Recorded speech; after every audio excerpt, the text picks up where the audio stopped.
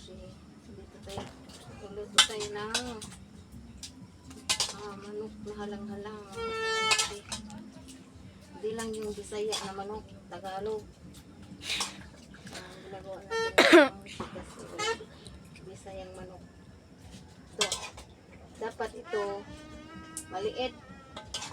Pero madali lang ito maluto. Kaya ganito lang kalaki. Yan mga kamamsi. Tikman mo ninyo ang halang-halang ng Bohol. Pero ang sa Bohol, Bisayang manok. Ito, Tagalog. Yun mga kamamsi.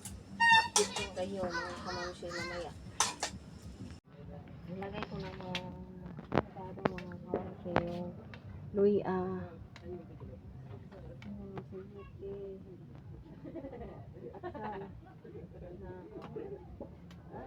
Bili daw ng light na guys, ang tampa. At saka yung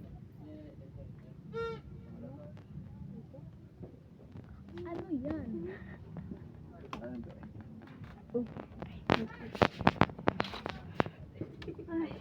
Red bell pepper kanya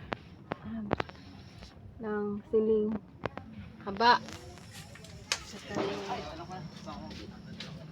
ito ilalagay ko yung pang uli at ilalagyan natin ng Knorr cubes at saka masarap mga kamamsi. Yan, pag luto na yung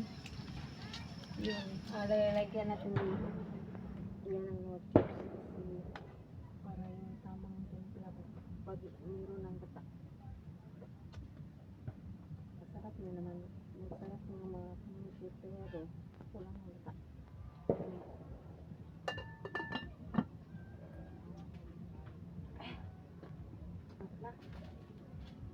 Yan ang gata mga kamamsi.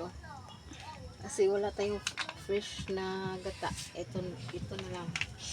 Kukumama na lagay sa sisi. Yun. Sarap naman. Tatlo yung nilagay ko. Kasi nakulangan ako sa dalawang sisi ng gata. Kasi maraming manok. Kaya ito.